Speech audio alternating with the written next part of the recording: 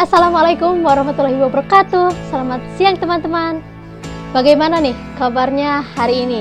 Semoga kalian di sana baik-baik saja ya. Jaga terus kesehatannya. Nah, pada video kali ini saya akan menjelaskan mengenai penggunaan jam, kompas, tanda jejak, dan tanda-tanda alam lainnya. Langsung saja ke materi yang pertama, yaitu mengenai jam. Nah, apakah kalian tahu apa itu jam? Oke, daripada kalian bingung, mending saya langsung jelaskan saja mengenai jam. Jam adalah sebuah unit waktu dan satu harinya itu terdiri dari 24 jam. Nah, dari satu jam bisa dibagi menjadi unit terkecil lagi, yaitu satu jam itu terdiri dari 60 menit dan 3600 detik. Ketika berbicara mengenai jam, kalian pasti sudah tidak asing lagi dengan kata pukul. Tapi bukan pukul gini ya, pukul di sebuah waktu gitu.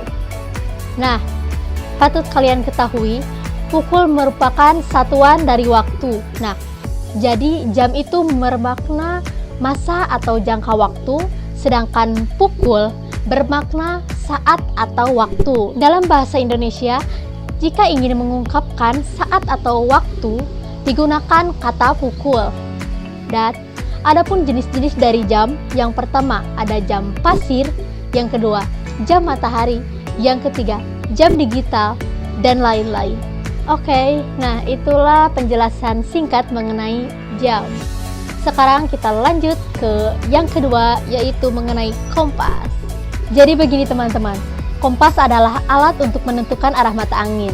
Dan bagian-bagian dari kompas, yang pertama ada dial, yaitu permukaan di mana terdapat angka atau huruf yang biasanya itu seperti permukaan pada jam. Yang seperti ini ya, yang di sini biasanya. Nah, yang kedua ada visir yang bisa digunakan untuk membidik sasaran. Dan yang ketiga ada kaca pembesar yang biasanya itu digunakan untuk melihat angka. Dan yang keempat ada jarum penunjuk. Dan yang kelima ada tutup dial yang terdapat dua garis bersudut 45.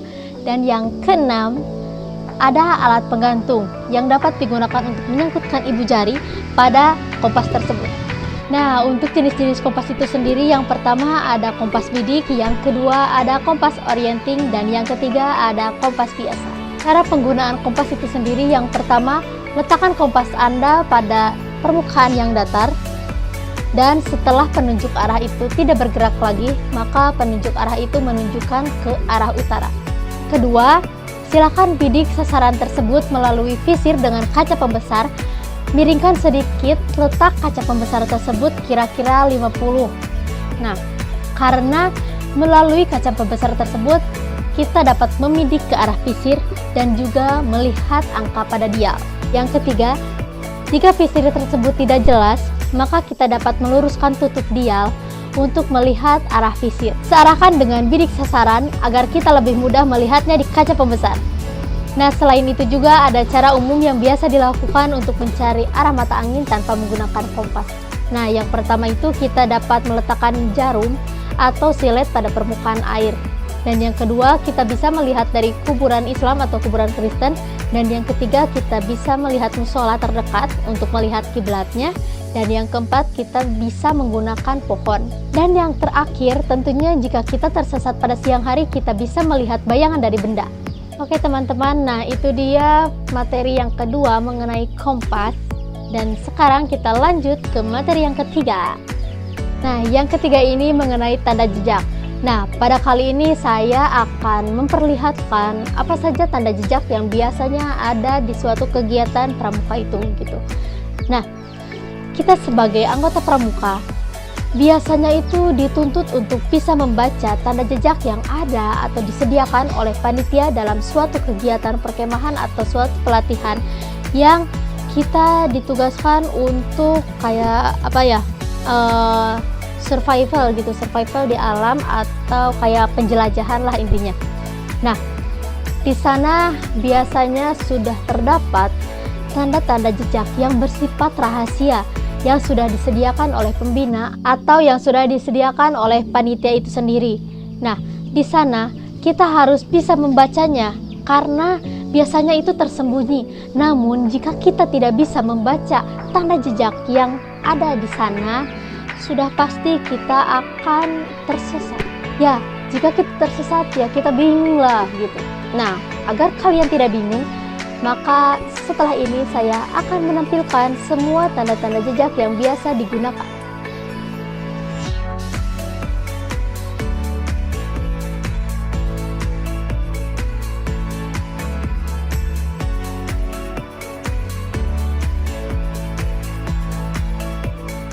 Nah, itu dia tanda-tanda jejak ya.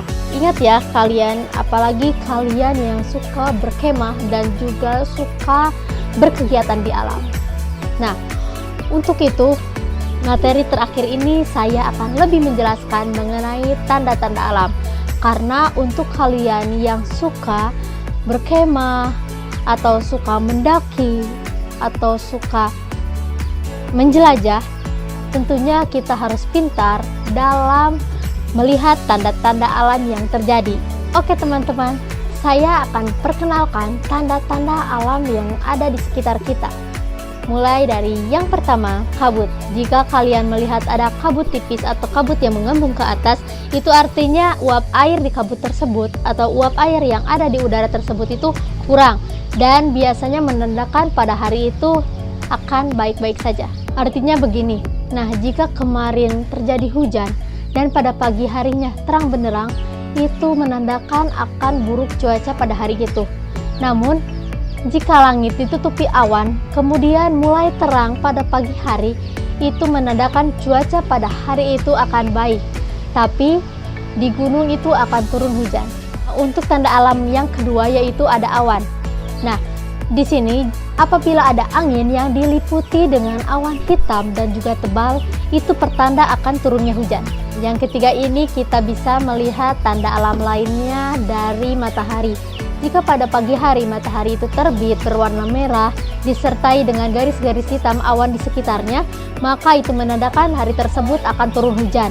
Namun sebaliknya, jika matahari itu terbit tanpa adanya garis-garis awan hitam di sekitarnya, maka itu pertanda hari itu akan cerah. Nah, yang keempat kita bisa lihat dari adanya bintang di malam hari.